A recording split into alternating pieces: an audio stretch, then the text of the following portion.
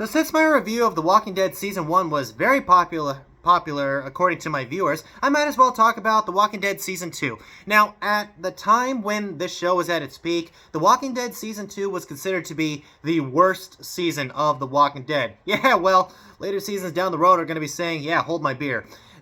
In this season, it's only 10 episodes long, and a lot of episodes, not a whole lot happens.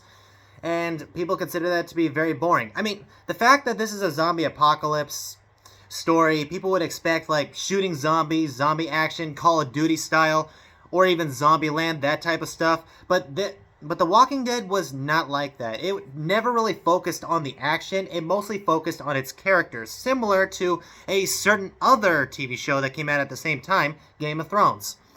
And for me, do I think The Walking Dead Season 2 is one of the worst seasons of The Walking Dead? No, I do not think so. Let me explain. You see, I didn't care for the fact that there was not a lot of zombie action in this season. I cared about these characters and where they're going. This season starts, it takes place after the events of Season 1. They lost their homes, they lost civilization, they lost their livelihoods. They basically lost everything behind. Now this season is focusing on one thing, and one thing only that they have left, and slowly but surely, they are all starting to lose. And that is their humanity. And this season does it with flying colors. Some people lose their humanity faster than others. Some of them grip onto it till the very end. Because for some of these characters, for them to keep up the same rules that they've had in Season 1, you could just tell that they were not meant for this world. And some of them do die. I will not spoil them here because I would prefer you watch the show. But also, I did like ways where they try to come up with solutions on how to deal with this world. Like, for example, there was a zombie down in a well, and they need to get the zombie out of there before it affects the water inside. They spend a whole lot of time kind of speculating on, okay, how do we do this? Which would make sense because there's no zombie apocalypse guide out there. They need to discover it all by themselves in a very dangerous situation. So the fact that they are learning to adapt in this world, I found very interesting. But anyway, they're no longer Rick, Lori, Carl, and the rest of the group are no longer on the road anymore. They are at a farm that is run by a man named Herschel Green and his daughters. And oh man, what is the actor's name? Oh man, I can't believe I forgot the actor's name who plays Herschel. Well, anyway, I'll look up his name for Season 3. I'll bring it up there because he's a late and absolutely great actor. And he was one of the best characters in the TV show The Walking Dead. Because he kind of has the opposite effect on what the whole entire group is going for. I mean, in the very beginning, he doesn't like the fact that there's other people on his farm, but he has a kind heart. He's there to help them out, but he doesn't want them to stay. You see, Herschel's farm is out in the middle of nowhere. I mean, there's barely any houses around. It's surrounded by forest. It's all quiet there. Basically, the hustle and bustle of the city is a long way off. It's just a very peaceful place. And the group and Rick's group are trying ways to help out on the farm or even do chores and all such in hopes that they would stay there, because at this point the walkers, aka the zombies, are mostly staying around cities, the cities where most of the population is. But if we watched anything from the first season, you would know that the walkers would eventually get tired of the city and start wandering off. And since Herschel's farm is far away from society as it is, one of the ideas for this place is to set up the perimeter before the walkers even get here, which is a very smart thing to do. I mean, they have the smart ideas down, but with the problems that happen in this season really complicates that thing, and I think I already mentioned that, and that is the humanity of this group. One person in particular, I did talk about him in the first season, that completely lost it. He went from the best friend of Rick Grimes to Lori's lover, to getting jealous of the fact that Lori went back to Rick, and now he is a full-blown villain, and that is Shane. And for once, I gotta recommend this show for doing the Shane arc a whole lot better than the comic books did. See, the comic books only had Shane in it for, like, the first few pages. He doesn't really last long. As a matter of fact, he goes from being a good guy to a villain in, like, 3 pages, and then he dies.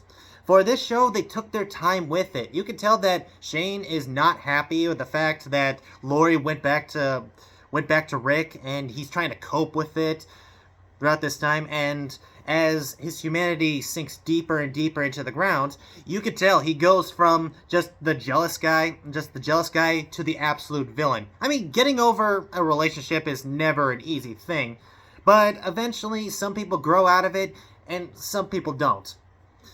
And Shane is just one of those people that didn't. But another thing that I really liked was Rick's arc. Rick is basically, he's the leader of this group. He's just simultaneously chosen. And he's trying to hold it together. He's trying to do whatever he can to stay on Hershel's farm. But as time goes on, as this world sinks deeper into his mind, suddenly he starts to change. And a realization in this season kind of brought him back to present day Earth from going any deeper into villainy, was a certain thing that almost happened in a barn and a certain somebody that was about to watch. No spoilers here. Watch the season. It's a good one. And also, this is the season where Glenn, oh man, I can't believe I keep forgetting the actors' names. What the heck is his name? Oh man, I gotta do my research.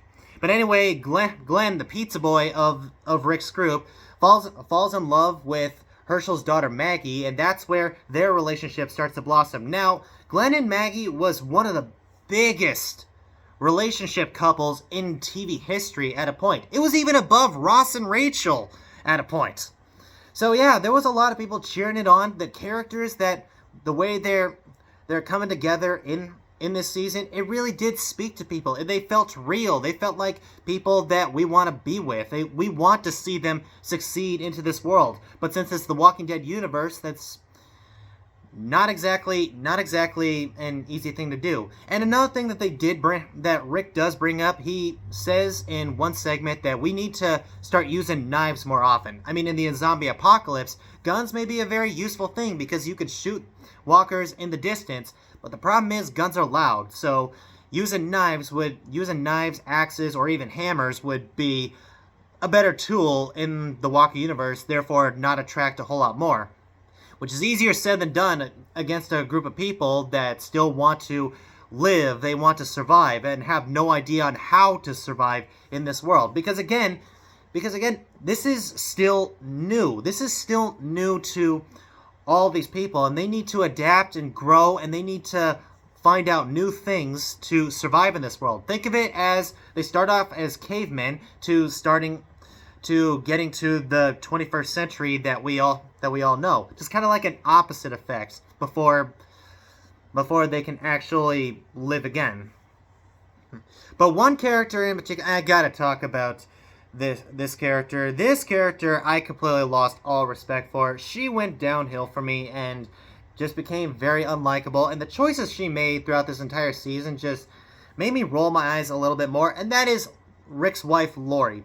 Lori Grimes just got annoying after a while, and the fact that she ends up with a child with a child inside of her, and she has no idea whether it is Shane or Rick's. So complications, and that only makes this whole story a lot more complicated. Again, the grips on humanity is just continuing to be slipped away. As much as you want to hold on to it, events that happen in the season will eventually snatch it away. And that's one of the things I love about this season. And even though that there are some episodes that are kind of boring, nothing really happens, and it's a lot of talking instead of, doing stuff, I still respected it a whole lot more because it gives us an idea of what these characters are and their character growth. But when the action happens in this season, it really does happen. I mean, I could think of like 4 episodes out of 10 episodes that have really good action, and some of the best action that The Walking Dead has to offer. Did I miss anybody? Oh yeah, of course. How could I forget him? The most important character in all The Walking Dead, Daryl. You know, Norman Reedus, one of the best characters that was ever made in AMC TV show history. Okay, that was a lie. Walter White is a good one. But Daryl Dixon has a different approach when it comes to his humanity. In the first season, he's kind of like the bad boy of the group, doesn't really care that much. But when you see his character move through this season, you can tell that there is more to this character than just, don't give AF attitude. He actually does have feelings. He just doesn't exactly show it a whole lot more. And I really did appreciate that. So this was actually a growing season for all of these characters. And I'd say Season 2 did do it well. So Season 2, I gotta say, even though not as good as Season 1 or even Season 3, I'll get to that in a bit, it was still a good character growth episode, and the fact that mankind is slipping away one by one, not just in the entire world, but from themselves as well. I found that absolutely fascinating. So I gotta say, Season 2 of The Walking Dead is most definitely legendary. I would recommend checking it out, even though most of you would think my rating should be worth watching at least once. I find it more fascinating if you would rewatch it and catch all the small details that I may have missed. But whatever you think, comment them down below. Also, don't forget to leave a like, subscribe, and share. And I'll see you in the next video.